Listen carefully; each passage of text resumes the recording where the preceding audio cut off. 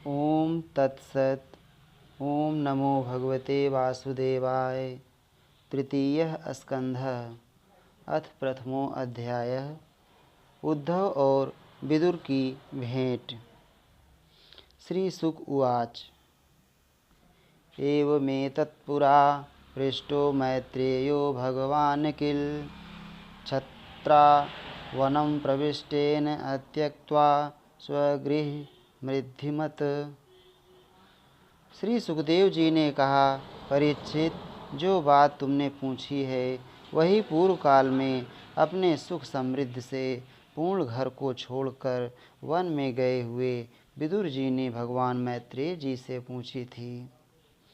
जब सर्वेश्वर भगवान श्री कृष्ण पांडवों के दूत बनकर गए थे, तब वे दुर्योधन के महलों को छोड़कर उसी विदुर जी के घर में उसे अपना ही समझकर बिना बुलाए चले गए थे।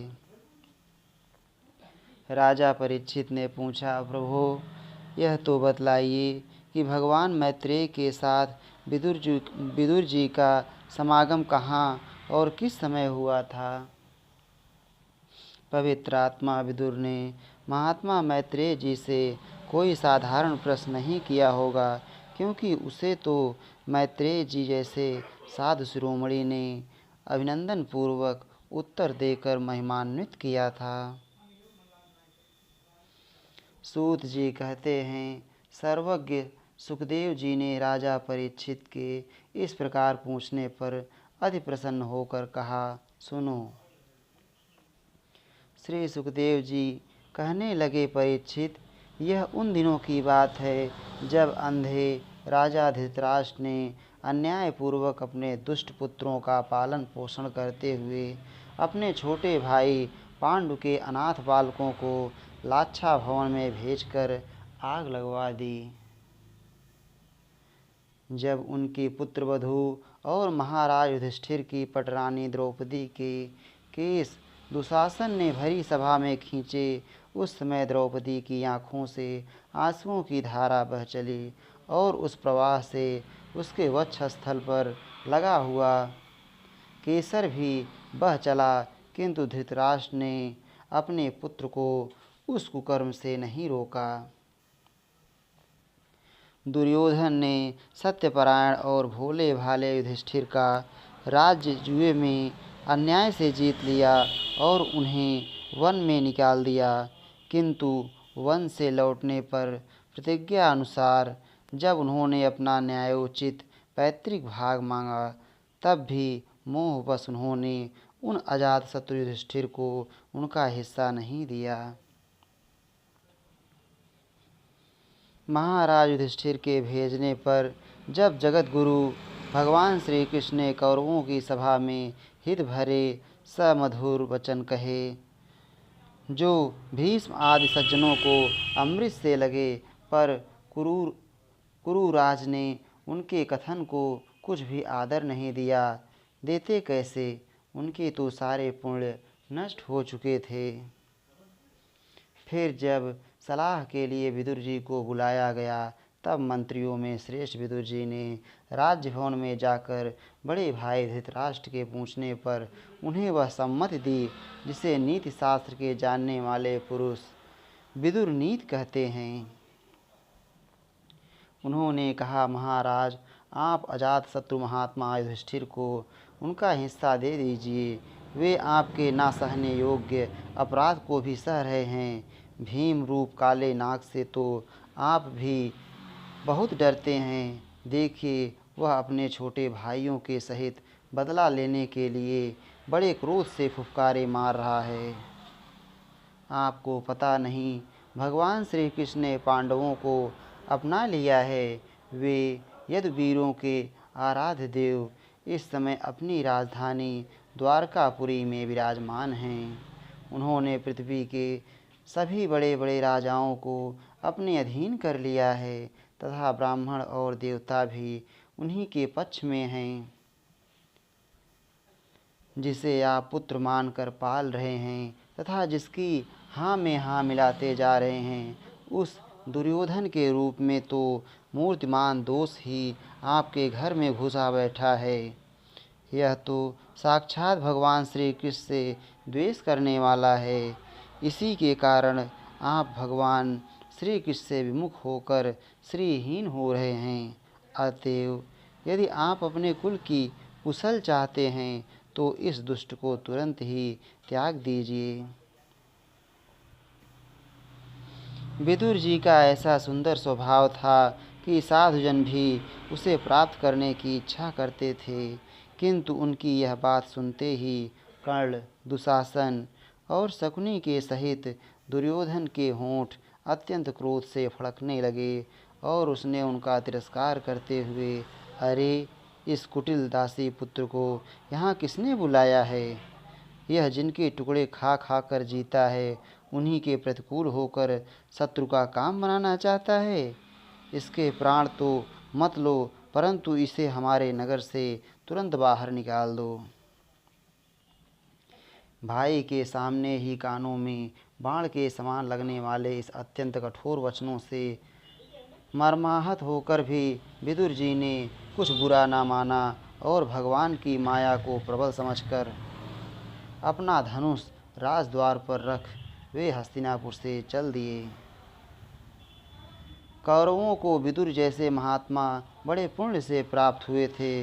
वे हस्तिनापुर से चलकर पुण्य करने की इच्छा से भूमंडल में तीर्थपाद भगवान के क्षेत्रों में विचरने लगे, जहाँ श्री हरि, ब्रह्मा, रुद्र, अनंत आदि अनेकों मूर्तियों के रूप में विराजमान हैं। जहाँ जहाँ भगवान की प्रतिमाओं से सुशोभित तीर्थ स्थान, नगर, पवित्र वन, पर्वत, निकुंज और निर्मल जल से भरे हुए नदी, सरोवर आदि थे, उन सभी स्थानों में वे अकेले ही विचरते रहे। वे अवधूत वेश में स्वच्छंदता पूर्वक पृथ्वी पर विचरते थे, जिससे आत्मीय जन उन्हें पहचान ना सकें। वे शरीर को सजाते ना थे, पवित्र और साधारण भोजन करते, शुद्ध वृत्ति से जीवन निर्वाह करते, प्रत्येक तीर्थ में स्नान करते, जमीन पर सोते और भगवान को प्रसन्न करने वाले व्रतों का पालन करते रहते थे। इस प्रकार भारतवर्ष में ही विचरते विचरते जब तक वे प्रभास क्षेत्र में पहुँचे, तब तक भगवान श्री कृष्ण की सहायता से महाराज युधिष्ठिर पृथ्वी का एकच्छत्र अखंड राज्य करने लगे थे। वहाँ उन्होंने अपने कौरव बंधुओं के विनाश का समाचार सुना, जो आपस की कलह के कारण परस्पर लड़ भिड़कर उसी प्रकार नष्ट हो गए थे, जैसे अपनी ही रगड़ से उत्पन्न हुई आग से बाँसों का सारा जंगल जलकर खाक हो जाता है। यह सुनकर वे शोक करते हुए चुपचाप सरस्वती के तीर पर आए। वहाँ उन्होंने त्रित, उष्णा, मनु, पृथु, अग्नि, असित, वायु, सुदास, गौ, गुह और श्राद्ध देव के नामों से प्रसिद्ध 11 तीर्थों का सेवन किया। इनके सिवा पृथ्वी में ब्राह्मण और देवताओं के स्थापित किए हुए जो भगवान विष्णु के और भी अनेकों मंदिर थे, जिनके शिखरों पर भगवान के प्रधान आयुध चक्र के चिन्ह थे और जिनके दर्शन मात्र से श्री कृष्ण का स्मरण हो आता था, उनका भी सेवन किया। वहाँ से चलकर वे धन धान्य पूर्ण सौराष्ट्र, सौबीर, मत्स्य और कुरजांगल आदि देशों में होते हुए जब कुछ दिनों में यमुना तट पर पहुँचे, तब वहाँ उन्होंने परम भागवत उद्धव जी का दर्शन किया। वे भगवान श्री कृष्ण के प्रख्यात सेवक और अत्यंत शांत स्वभाव थे। वे पहले बृहस्पति जी के शिष्य रह चुके थे। विदुर जी ने उन्हें देखकर प्रेम से गाढ़ आलिंगन किया और उनसे अपने आराध्य भगवान श्री कृष्ण और उनके आश्रित अपने स्वजनों का कुशल समाचार पूछा। विदुर जी कहने लगे, उद्धव जी, पुराण पुरुष बलराम जी और श्री कृष्ण ने अपने ही नाभि कमल से उत्पन्न हुए ब्रह्मा जी की प्रार्थना से इस जगत में अवतार लिया है। वे पृथ्वी का भार उतार कर सबको आनंद देते हुए अब श्री वसुदेव जी के घर कुशल से रह रहे हैं ना। प्रियवर, हम कुरुवंशियों के परम सुहृद और पूज्य वसुदेव जी, जो पिता के समान उदारता पूर्वक अपनी कुंती आदि बहनों को उनके स्वामियों का संतोष कराते हुए उनकी सभी मनचाही वस्तुएं देते आए हैं, आनंद पूर्वक है ना। प्यारे उद्धव जी, यादवों के सेनापति वीर व प्रद्युम्न जी तो प्रसन्न है ना, जो पूर्व जन्म में कामदेव थे तथा जिन्हें देवी रुक्मणी जी ने ब्राह्मणों की आराधना करके भगवान से प्राप्त किया था। सात्वत, वृष्णि, भोज और दासारवंशी यादवों के अधिपति महाराज उग्रसेन तो सुख से हैं ना, जिन्होंने राज्य पाने की आशा का सर्वथा परित्याग कर दिया था, किंतु कमल नयन भगवान श्री कृष्ण ने जिन्हें फिर से राज सिंहासन पर बैठाया। सौम्य, अपने पिता श्री कृष्ण के समान समस्त रथियों में अग्रगण्य श्री कृष्ण तनय सांब सकुशल तो हैं ना। ये पहले पार्वती जी के द्वारा गर्भ में धारण किए हुए स्वामी कार्तिक हैं। अनेकों व्रत करके जाम्बवती जी ने इन्हें जन्म दिया था, जिन्होंने अर्जुन से रहस्ययुक्त धनुर्विद्या की शिक्षा पाई है। वे सात्विक तो कुशल पूर्वक हैं। वे भगवान श्री कृष्ण की सेवा से अनायास ही भगवत जनों की उस महान स्थिति पर पहुंच गए हैं, जो बड़े बड़े योगियों को भी दुर्लभ हैं।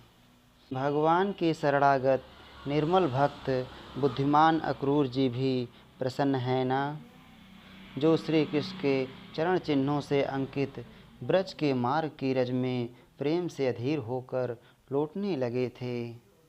भोजवंशी देवक की पुत्री देवकी जी अच्छी तरह है ना, जो देव माता अदिति के समान ही साक्षात विष्णु भगवान की माता हैं।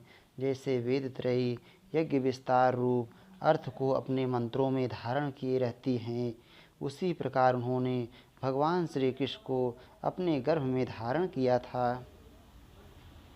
आप भक्तजनों की कामनाएं पूर्ण करने वाले भगवान अनिरुद्ध जी सुखपूर्वक हैं ना, जिन्हें शास्त्र वेदों के आदि कारण और अंतःकरण चतुष्टय के चौथे अंश मन के अधिष्ठाता बतलाते हैं।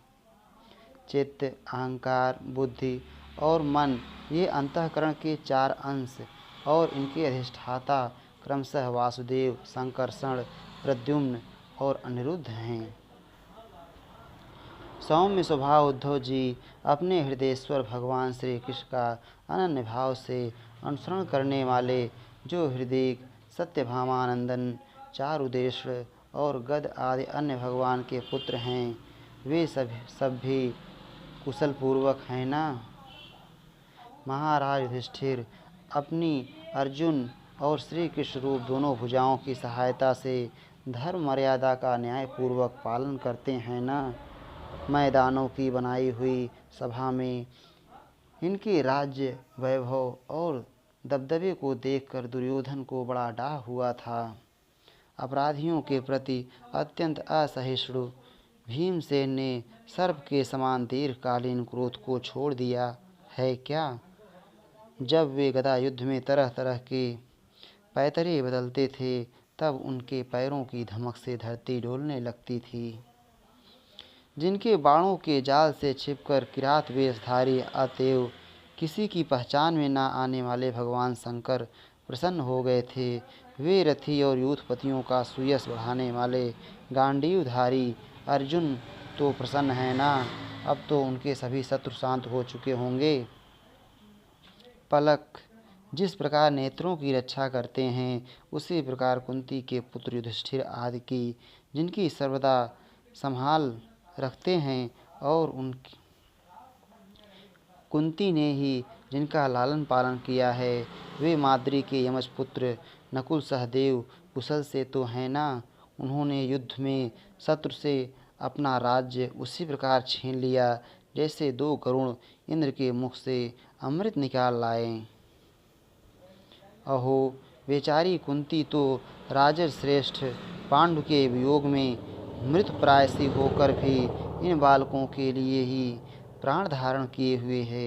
रथियों में श्रेष्ठ महाराज पांडु ऐसे अनुपम वीर थे कि उन्होंने केवल एक धनुष लेकर ही अकेले चारों दिशाओं को जीत लिया था।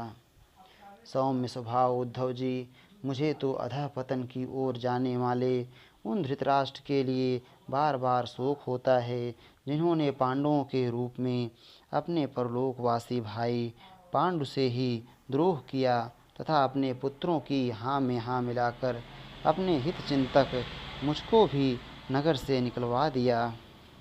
किंतु भाई, मुझे इसका कुछ भी खेद अथवा आश्चर्य नहीं है।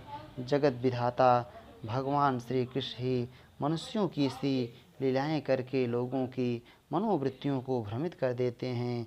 मैं तो उन्हीं की कृपा से उनकी महिमा को देखता हुआ दूसरों की दृष्टि से दूर रहकर सा आनंद विचर रहा हूँ। यद्यपि कौरवों ने उनके बहुत से अपराध किए, फिर भी भगवान ने उनकी इसलिए उपेक्षा कर दी थी कि वे उनके साथ उन दुष्ट राजाओं को भी मारकर अपने शरणागतों का दुख दूर करना चाहते थे, जो धन विद्या और जाति के मत से अंधे होकर कुमारगामी हो रहे थे और बार बार अपनी सेनाओं से पृथ्वी को कपा रहे थे। उद्धव जी, भगवान श्री कृष्ण जन्म और कर्म से रहित हैं, फिर भी दुष्टों का नाश करने के लिए और लोगों को अपनी ओर आकर्षित करने के लिए उनके दिव्य जन्म कर्म हुआ करते हैं। नहीं तो भगवान की तो बात ही क्या, दूसरे जो लोग गुणों से पार हो गए हैं उनमें भी ऐसा कौन है जो इस कर्माधीन देह के बंधन में पड़ना चाहेगा। अतः मित्र, जिन्होंने अजन्मा होकर भी अपनी शरण में आए हुए समस्त लोकपाल और आज्ञाकारी भक्तों का प्रिय करने के लिए यदुकुल में जन्म लिया है, उन पवित्र कीर्ति श्री हरि की बातें सुनाओ। इति श्रीमद्भागवते महापुराणे पारमहंस्यां संहितायां तृतीय स्कंधे विदुरोद्धव संवादे प्रथमो अध्यायः। श्री राधा वल्लभ लाल की जय।